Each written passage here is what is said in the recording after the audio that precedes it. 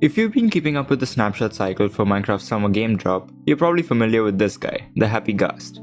There are some things I like about it and some things I don't, but my main issue is that this is not the Ghast update that we players need. And let me tell you why. Hello everyone, my name's MD, and while this is not my usual redstone education or farm design video, these snapshots have reminded me of a feature I've wanted for a long time, but Mojang for some reason refuses to give us. But first, a short recap of what Mojang is planning on giving us in the coming months, and some of my thoughts on it. Starting from the dried ghast block, a smaller skull-like block that can be found in nether fossils. Honestly, from a lore standpoint, I think this makes next to no sense. Sure, the nether is a very hot environment and things dehydrate in there, but the existence of a dried ghast implies that the ghast we see floating around are moist? Ugh, just saying that feels weird. Not sure where the nether ghast get their moisture from to be floating around freely, but I digress. I do like that the dried ghast is a renewable block. I always loved renewable resources in the game, but I'm not so sure the current recipe makes a lot of sense. Moving on, you take the dried ghast to the overworld and bung it in some water, and after about 20 minutes it spawns a cute little ghastling.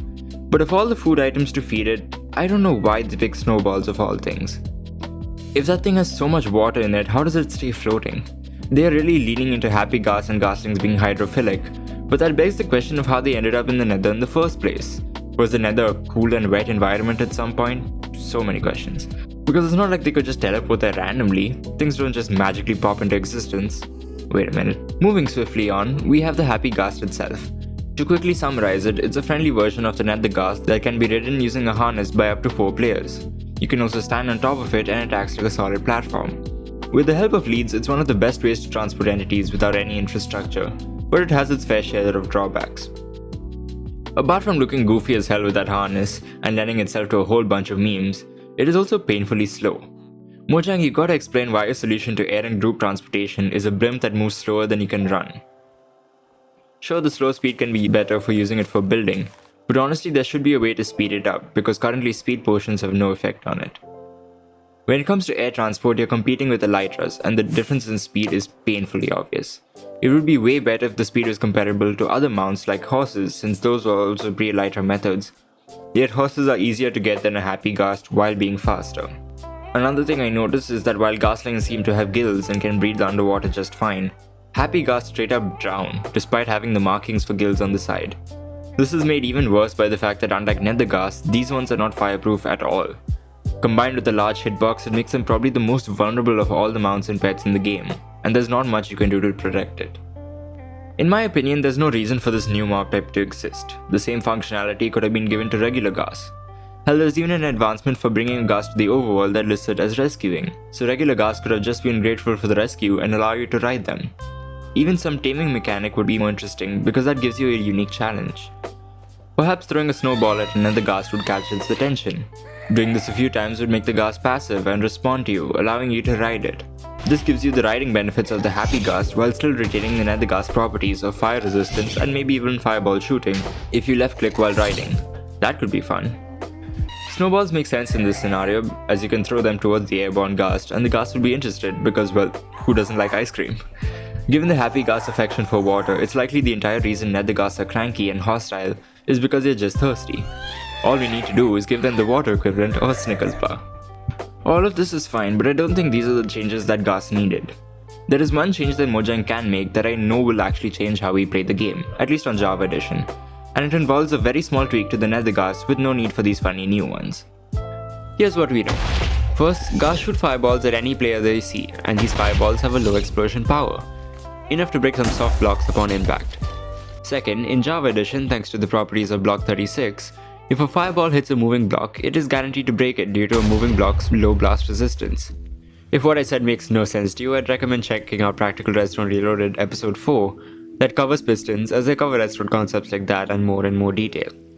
The combination of these two features means that with some clever redstone, we can design fireball-based blast chambers for basically any block. For example, my friends JJL21 and Scorpio designed this ghast-based cobble farm a few years ago that does just that, and it works great. It uses a bunch of cool tricks like stationary fireballs, entity splitting, and precise alignment, along with the aforementioned block 36 shenanigans, to farm cobble without any TNT used whatsoever. Now you may be asking, why would you even want to do a fireball-based blast chamber in the first place? Well, Mr. TNT spam enjoyer, there are a few reasons. Number 1. The methods we have in the game to break blocks without the player are extremely low. It's basically withers or TNT. Withers are annoying to deal with and restrict your blast chambers to places with a bedrock formation that can hold them. TNT, while versatile, is also expensive and not infinitely renewable, since the sand used to craft them is a non-renewable resource, barring its own dupe glitch. Fireballs, on the other hand, can be infinitely generated from a Ghast. Number 2. TNT duping is bad.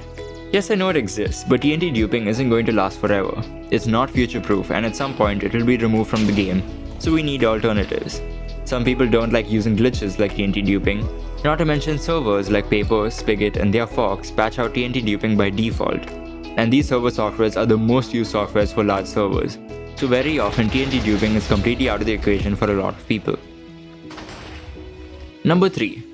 Even though the end platform now acts like a blast chamber, it is also location locked and limited in scalability.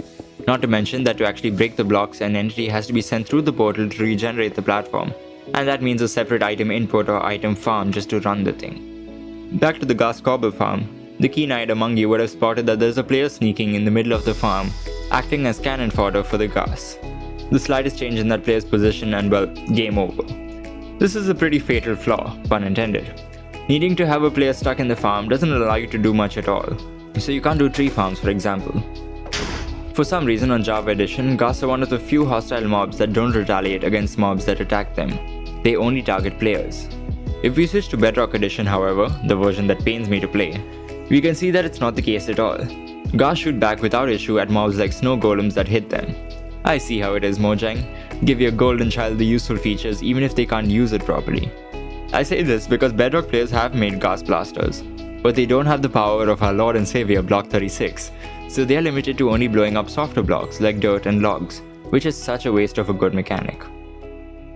Just imagine for a moment the things we could do if Ghast targeted non-player mobs.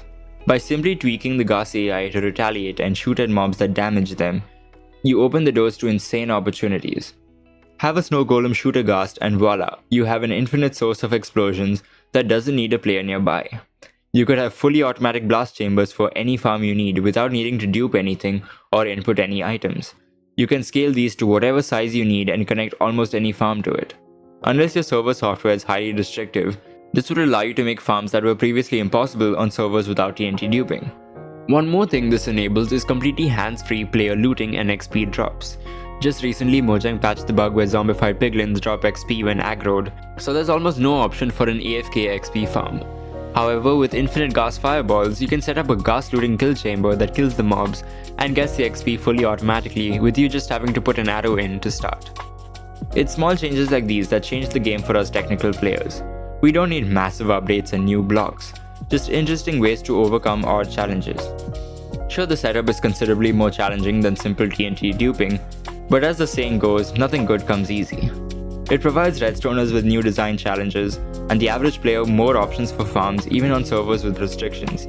Now doesn't that sound like a much better update than a snail-paced blimp?